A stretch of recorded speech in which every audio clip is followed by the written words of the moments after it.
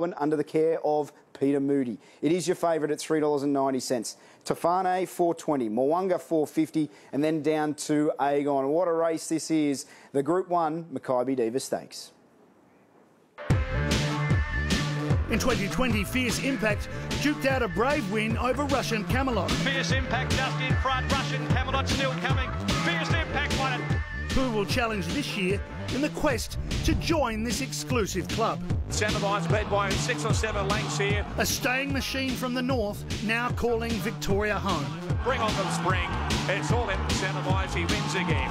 Mwanga, a last start Group 1 winner in Sydney. There's a swarm coming late, but Mwanga's won it. Aegon, the Kiwi Raider with a perfect second up record. Aegon went straight through the centre, and Aegon makes it 5 out of 5.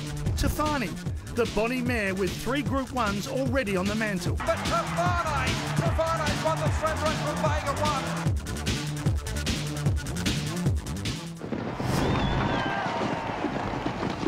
Race 8 at Flemington is the Makybe Diva Stakes, and if the race lives up to anything what the betting has thus far, it is going to be an absolute belter.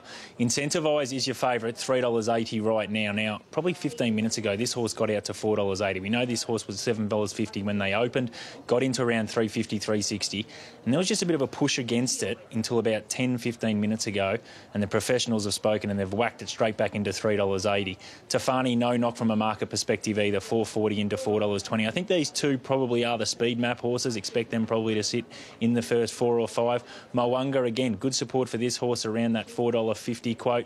And then you get out to a little bit more. Aegon second up here. It's got a really good second up record around that $8.50. KE Nautique is at $14. The rest are all drifting. Can't really push you into anything else. Imaging, 27 into 20. There's a bit of support there. 5 runs ago, it did run second in an All Stakes. But Incentivise, $3.80, heavily supported, especially in the last 10 minutes. And Tofane has its friends as well. Bet with mates are at $1,650 thanks to Jane with her tip with Crystal Band, and I'm going $500 on Incentivise. This might be the only time we get a price like this for this horse. I think he might be something special. Yes, it's going to be an exciting contest, and you'd have to say this has been the best of the conditions all day here at Flemington. The sun has certainly gone behind the clouds, but we've got absolutely no breeze, track in ideal conditions. Let's bring it on. Absolutely, what a race. It's an intriguing race. I mean, we've got this boom horse, returning today. There's pressure on, all concerned, and tactically, it's been a great pickup ride, of course, for Prebble, and you just don't see horses do what Incentivise has done, certainly last preparation, Michael. Yeah, definitely. I know the horse at the distance has had one start for one win, but not at this class, at this level. So that's probably one thing that worries me, but when you put Peter Moody next to it as the trainer, it goes up how many levels, so yeah. I'm looking forward to it. Let's have a look how they've prayed here for the Makybe Diva. This mounting yard is brought to you by Sani. Moving tomorrow, today. $1 million on the line, Group 1 weight for age, PFD Food Services, Makybe Diva Stakes over the mile at Flemington. Let's start our mounting yard preview with KO Nautique, the full brother to Fierce Impact. Matt Smith looking to go back-to-back in this race. Slashing run first up, of course, in the Wing Stakes, sat back and reeled off some incredible sections. In fact, second best final 200 at the meeting. Powerful performance. If this Japanese-bred galloper's improved off the back of that, comes to the bigger track at Flemington, should be well suited. I think could run a big race at nice odds. Let's bring in Jane Ivel for her thoughts. Craig Newitt goes aboard KO Nautique. Jane, he's matched motors with some of Japan's best. How does he look for his first spin around Flemington? He looks forward in condition. No doubt he's had the preparatory work and behind the scenes. He's got some great muscle definition in his coat, some tremendous order. Probably not quite as strong as his full brother who managed to win this race last year, but he's got a very similar temperament. Just seems to take everything in his stride. For Imaging, we spoke to Damien Thornton a little bit earlier on today, was beaten 1 3/4 lengths, went 7th in the Winks. And just never saw daylight. Seemed to have a bit to offer as well, he did. And look, he's a 7-year-old now. He's been competitive at this level in the past without having won one, but look, he's a 6-time winner. He should have benefited from that run, and he'll be looking for better luck today. And if he gets it, he won't be far away. To the 5, Mount Popper, who's had 2 trials and then was beaten 3.5 lengths on resumption in the Winks. Yeah, I thought it was just a run on that occasion, but another one that at this stage of his career, he's probably going to improve a lot first to second run. being a 7-year-old. So, look, he's a horse that's shown glimpses of real potential over a touch further, I believe. But, you know, I don't think he'll be too far away, but he does need to lift off that last run. Well, here he is, the horse everyone wants to see today. The 6 Incentivise, 5 months since he won a 1,600-metre maiden at the Sunshine Coast. Since then, staggering performances, 37 lengths collectively across his last 4 wins. His first run for Peter Moody, Brett Prebble looking to win this race for the first time since he was aboard Native Jazz in 2001. No, you just don't see horses do what Incentivise has been doing. 12 lengths at that level in the Tats Cup. Incredible performance. Of course, that was a 1.5 miles. So he resumes today. Trial was okay. Let's see how good he is today. He could be anything. Second up run here for Johnny Get Angry, Dennis Pagan's runner, who was a return run in the Ori Star. That it was. Look, I thought, you know, once again, the second up, so the Ori Star was always going to be too sharp for him, but up to the mile will suit, but he'll get better over even further. Take my bid. Jane, before we get to a look at Aegon, just give us your comments from the yard on Incentivise, all important, of course. Yeah, look, he's a really nice staying type of horse. He's got a bit of size and a bit of athleticism. I think he will tighten up a little bit with the run under his belt, and he's got some room to improve in his coat. He looks like he's going to be better over further, but look, if they've got him sharp enough, I'm sure he'll make his presence felt. BZ, the 9 Aegon, Murray Baker and Andrew Forsman know about winning at this level. He was 4th and worked home nicely in the Memsie. And he was held up and lost momentum at a crucial stage, and he was behind a few of the horses that weren't exactly taking him anywhere. He had to switch back to the inside, and it was a run that I took out of the Memsie that said next time 1,600 metres on a big track should be ideal, and he gets that this afternoon. I think he's a big chance at $8.50. Yeah, look, he was a horse that was very forward in condition first up, but he has taken some natural improvement out of that run, and he's actually tucked up more than what I actually expected. So a horse that's improved and gone forward nicely. His coat's starting to move, but obviously that's going to be a bit of work and progress considering how woolly he was. Moonga, the winner of the Winx, was 3rd in the CSAs back here in February, then 2nd in the Randwick Guinea, 2nd up as he is here. Well, it was just fantastic to see a 3-year-old come back and compete against the elder brigade, and we don't see too many horses eyeball Very Elegant in the final 200 of a race and beat her. It's as simple as that. Yes, it was first up, but so was he, and look, he looks like he's got to be considered a major chance. Yeah, he's a horse that I have publicly said I didn't feel like he developed much in his 3-year-old campaign in between spring and autumn, and he looks like he's starting to really furnish now, which I think is a really good sign for him going forward.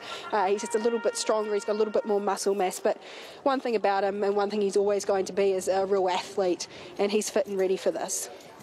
11, Colette draws out here. Damien Oliver aboard, worked home well for 6th in the Memsie, was a fighting 2nd in the Chipping Norton, 2nd up back in February. She's a very talented galloper, but she's you know, better than a lot of her peers on wet tracks and over further. So, look, I think she'll run well. She's too good not to, but I'll be waiting for her to get her ideal conditions. Yeah, another that's taken some natural improvement from their first up run. She ticks boxes in the yard. She's got physical upside. She seems to bring a really good temperament to race day. She's focused and engaged, and when she gets conditions to suit, I'm sure she'll make her presence felt. 12, Tefane, was 3rd in the Memsie. It's her first go at the mile and first time around a bend at Flemington. She's had 6 straight runs, including running in the Bobby Lewis this day last year. She was very good in the Memsie. You know, she just had to wait for Behemoth to make his run, but she kept on well to the line, and she had that residual fitness.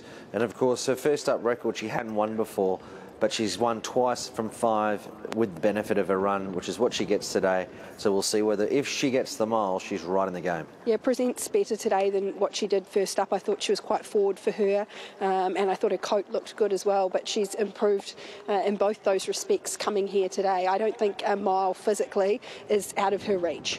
Inspirational Girl scratched by the Danny O'Brien team, so we move back to the top of the field for this year's Makybe Diva Stakes and have a look at the Cox Plate and Tancred winner, Sir Dragonet, returning. Well, I was with him early, I think it was last preparation, last preparation over this distance range on a good track, and he just took a bit of time to sort of really hit his straps, and that might be the case again this time in. So I'm happy to watch, but it also maybe they're knowing that the team have him a little bit more forward today. Final runner for us to look at in this year's Makybe Diva Stakes is 50 Stars, so familiar with the Flemington Mile, running 3 Blamies and a couple of Cantalas. Yeah, he really relishes this big track, and he improves generally second run back of the campaign. So I think you can be forgiving of his performance first up at Caulfield. The margin may have been a little unfair. He certainly wasn't going to finish into the placings or go past some of those horses that did finish just a little ahead of him in Aegon, but he did have his momentum halted at a key stage. So I think there's a lot of improvement in this horse. Maybe he might need another run, but he's a smoky that certainly loves these conditions. I thought he made a fantastic return to the races. He looked exceptional. Best first up parade I'd seen from him, and he's only tightened up and gone forward with the run. One more to look at, Explosive Jack. Used to having a really, really good day so far here. They have their winner of the Tasmanian ATC and SA Derby resuming. It just was an incredible preparation, wasn't it? He's a class act. He's tenacious. Look, I think his work leading in, his jump outs were good, but you'd imagine that just first up mile, sharp enough, but I'm sure that he'll be in for a good prep, whatever he does today. It's a glittering honour roll, Humidor, Faulkner, Dissident, Southern Speed, Shocking, Weekend Hustler and Northerly, to name just a few. Hutch, your numbers for this year's Makybe Diva. Yeah, it's a great race. I'm sure this will be another sterling edition, or stellar edition, I should say, but it's pretty open. Look, I think KO Nautique is really interesting on the back of that run. I think at $14, I'm happy to go with it. Ultimately was alongside Mo'unga last start, of course, in the Wing Stakes, and doesn't have to improve too much off that. Incentivise, who knows how good he is, and Aegon, I think, also at $9 represents some value. I've got very similar numbers to you, Hutch, but I've just moved them around and shuffled them a touch. I've got Incentivise on top. I concede that 1,600 metres might be short of his best, but he just might be something so special, this horse. Well, he clearly is, of what we've seen from him during the Brisbane Winter Campaign. You just don't see animals continue to improve and continue to smash the clock, win by big spaces, and he comes here, new environment. I've got to put him on top. This might be something special, this horse, Incentivise. Well, I'm going with KO Nautique on top. He's made a tremendous first impression on me. He's nothing but an athlete, and I think the team have got him really forward and in tremendous condition for this. The muscle definition's there. In terms of his coat, it looked absolutely spot on, and G moved well in the yard. I like a horse in a new environment that just takes everything in their stride, and he did that. So KO Nautique on top for me. Outside of that, Mo'unga, he's come back better this time round. There's a little bit of life about him in the yard. He was fit and ready, and 50 Stars is the one at odds that I just think can run a big race. He's returned in super order this time round, and he's only got fitter from his first up effort. Charlotte, I have to ask you about Incentivise. Obviously a horse you know well, you've seen a lot of him, and a horse that is really exciting in terms of what he could potentially become. I think he's got the X factor, hasn't he? I was just noticing before, though, he really pops with the saddle on. Some horses can do that. They can look quite unimposing in the pre-parade and just pretty casual. And as soon as that saddle went on, he looked like a different horse. He's got the devil's thumbprint on the near side of his neck as well, which is often a sign of good luck. So I'm sticking all the way with the local trained one again. It's a great betting race, absolute beauty. And Incentivise just the favourite with us at Sportsbet at the moment, $3.80, but Tefani at $3.90. They're the two that have cleared out, to be honest, especially in the last 15 minutes when these professionals play. They're the two. Mo'unga just getting a little bit soft. So it was $4.40 when we last crossed 15 minutes ago. It's now $5, and I think you'll get bigger if you like Mo'unga. Aegon, rock solid around that $9, $8.50 mark. And I can't really push you into anything else. Everything else has drifted out back to its original quote. So Incentivise and Tefani equal favourites. Oh, it's going to be a ripping race. Catherine Coleman representing Peter Moody's team joins us. It's like September Christmas. Catherine, we get to see Incentivise. I imagine you've been counting the days since you arrived from Queensland. Yeah, we have. We're really excited to get a good look at him today and learn a bit more about the horse and how he is going forward. Did you have a few options on the table in terms of what his Victorian spring kick-off point would be? Yeah, there are a couple of options there. This one just shaped up to be the preferred one. It's a big jump from winning a Group 3, albeit by 12 lengths in the Tattersalls at 2,400 in Queensland, to round out his winter. How do you think he's going to handle the mile, and where are we likely to see him lob in the run? Look, Brett will just ride him where he's comfortable. Not a heap of speed in the race. If he happens to bounce well and land in front, then that's where we'll let him roll along. But just as long as the horse is in a nice, comfortable rhythm, that's the main thing that we want to see today, and give him every chance to finish off the race strongly. Given that he's a stayer and he's going to be looking for further on down the track in the preparation. We saw him trial at Cranbourne, but to be a little bit more expansive, how's he adapted to the Victorian conditions? Yeah, really well. Nearly every gallop he's done, he's gotten on the right leg, and he's really thrived since he's been down in the stable. Can't wait to see him in action. Good luck. Thank you. It's a really exciting horse in Incentivise, and it's just interesting to see where he fits into the pecking order against some, well-performed Group 1 performed weight for age animals. Hutch, the market's really siding with Incentivise and Tefane. What's your sort of final thoughts here on now the second favourite from the Peter Moody? Well, I like to have a look at the market because it's that final piece of the puzzle, isn't it, for so many, and just to see which way ultimately the bigger teams end up going, and there's been support for each one of those. They look like they hold the key in terms of the tempo. I'm actually a little bit more surprised that Tefane is the one that they've really come for, because there's that little question mark, Michael, about her over the trip, how she'll get it. She probably gets a soft run mile today, potentially. But all the same, you are going up in sort of untested waters. Yeah, definitely. But you touched on something then. I think that's the key to it. She's going to get a soft run mile. If it was a hard run mile, definitely not. But a soft run, she may get away with it. If you were Brett Prebble, how would you be riding Incentivise? Positive, even though he's got longer races looking forward in the future, I'd still be positive. Then moving into the gates, this is the feature event of the afternoon, the PFD Food Services Makybe Diva Stakes, Group 1. Let's get to Matt Hill. Comes up into barrier number 3. Brett Prebble last winning this race 20 years ago aboard Native Jazz.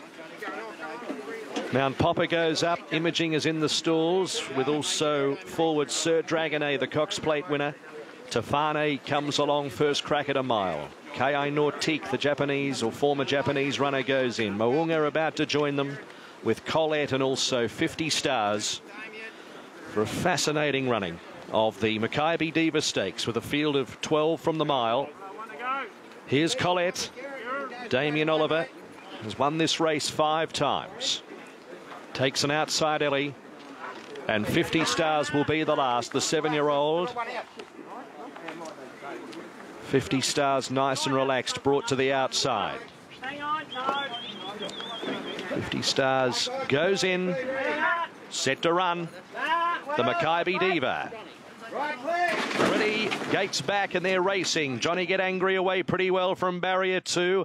Aegon blasts out with also Incentivise from barrier number 3. And the favourite's going to lead them. Tefane deeper, followed by Mount Popper. A length and a half explosive. Jack Mo'unga's nice and close today, about 3 lengths off the lead. Followed by Johnny Get Angry, Sir Dragonet, 50 Stars, Imaging, Colette.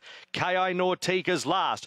1200 to go. Incentivise settles the speed. 3/4 of a length to Tefane. A length and a half Mount Popper third from Aegon. 2.5 Mo'unga would spot the lead, about 6 at this stage. Then Johnny Get Angry, 50 Stars deeper from Sir Dragonet. A length Colette, Explosive Jack, and then came Imaging. Ki Nautique is last. Incentivise, 800 metres to go, stopping and starting them by a length and a quarter. Second is Tefane, 2 lengths Mount Popper, Aegon. Then came Mo'unga, who's 5th out 3 wide now from 50 Stars deeper. Next Johnny Get Angry, Sir Dragonet, Colette, well back Explosive Jack, Imaging, and Ki Nautique. Up around the turn, it's had a pretty good run. Incentivise at the 500 metres, led by a length. Tefane inching closer, then Mount Popper. Aegon now travels up 3 wide from Mo'unga, and back behind them Explosive Jack, Sir Dragonet and 50 Stars. Incentivise, 300 metres to go. Tefane moves up on the outside, they lock horns, then Aegon, Mount Popper, and down the outside Sir Dragonet. Incentivise kicks at the 150 from Tefane,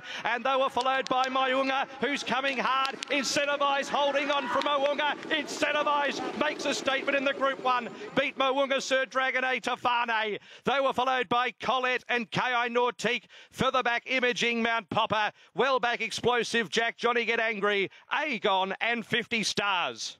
Oh, he's the real deal, all right. Don't worry about that. Facts, figures, everything that's happened in Queensland is franked on Victorian soil. Incentivise claims a Group 1. It's 2 Group 1s in the spring, a clean sweep so far for Brett Prebble. He was aboard Behemoth in the Memsie a couple of weeks ago, and he gives a patient, methodical steer aboard Incentivise to take out the Makybe Diva. Tough effort from Tefane, first go at the mile. It just faded late into 4th.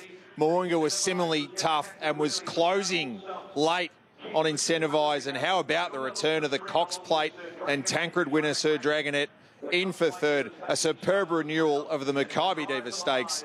Brett Prebble with his 2nd in 20 years aboard Incentivise, and bigger targets loom.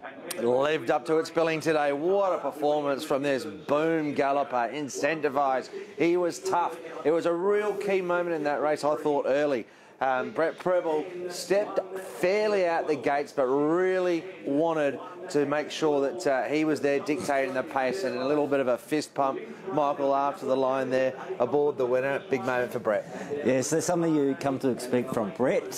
He loves it. He loves big races, and he's a big race rider, and I can guarantee you right now he's saying Melbourne Cup, Melbourne Cup. Well, the Caulfield Cup's going to be the first target. Whether they go towards a Turnbull, that seems to be the likely pathway at this point in time. But to lead at weight for age, 1,600 metres here in Melbourne against genuine Group 1 horses, that was some statement from this horse. We've sort of had the expectation that he was going to be something quite special, and to see him do it here against some of the best in Sydney, some of the best in Melbourne. You've got a Cox Plate winner in third. You've got a last start Group 1 winner of a Winx Stakes, and also Rosehill Guineas winner in second. This wasn't just a weak Group 1. This was a really, really strong race. No, and he was brave. I mean, he had Tafani there. He fought her off, and then he had to repel the challenge, of course, from Mo'unga. And Sir Dragonet water return from the Cox Plate winner as well. But he was great because we know he will be better over further as well. But he has kicked off his campaign in the perfect manner. A tenacious win, a fantastic effort. And, well, what more can you really say? It was just absolutely brilliant. Let's go to the great man himself, Peter Moody. Peter, congratulations. Seconds after that Group 1 victory, what are your thoughts? Listen, it was a very good effort. He didn't look comfortable at any stage. I don't think he got on his right leg. It'll be interesting to have a chat to Brett, and he certainly didn't change down in the straight. So nice improvement to come. Wasn't probably the way we intended to go about it, but I just left that totally up to Brett. And as we've seen, the further he gets into a race, he builds nicely. So even though they got to him, you knew he was going to keep going. And I think, very encouraging. This stage of the spring, we've only got one more run between now and the Cup, which would probably be the Turnbull. So time to build on it, and hopefully we can get him on his Melbourne leg at some stage. What have you learned about him, and what's impressed you about him in the time he's been in your care? Oh, listen, I really haven't had a lot of time. Like, he's been with us 7 or 8 weeks, and he's a no-frills type of horse. Steve Tregay and his team have done a tremendous job. Like, all credit to Steve here. He's bred this horse and had him since day one, and has remained in the ownership with the boys. Well done to Aussie and Bray for identifying and being able to convince Steve to let them in, and thankfully I've been the beneficiary of that. So, he's a very good horse.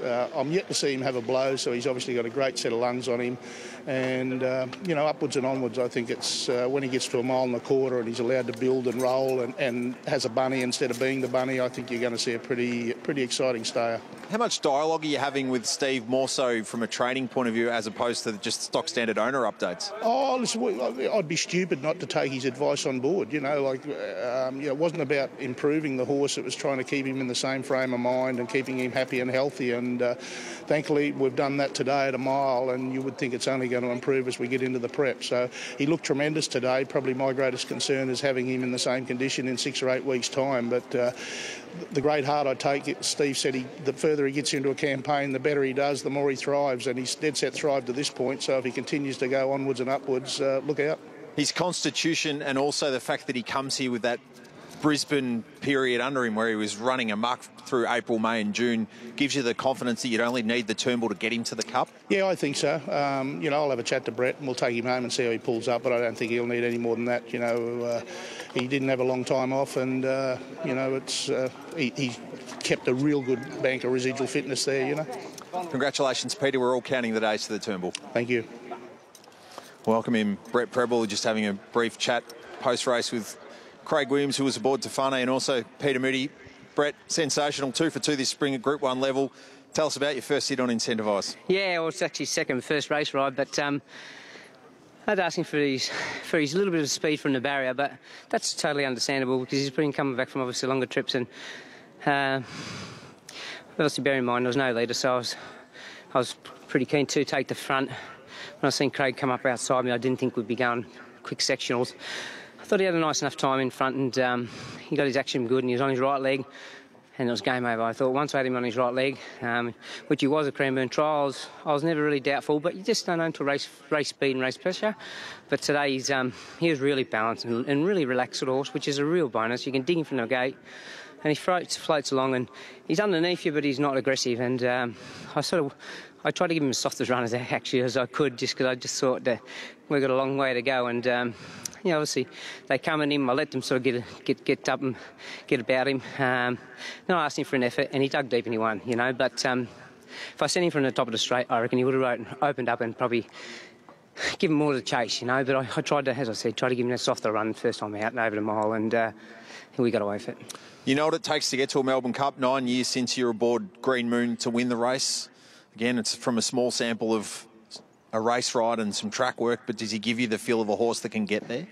Yeah, obviously, he has, and the figures tell you that.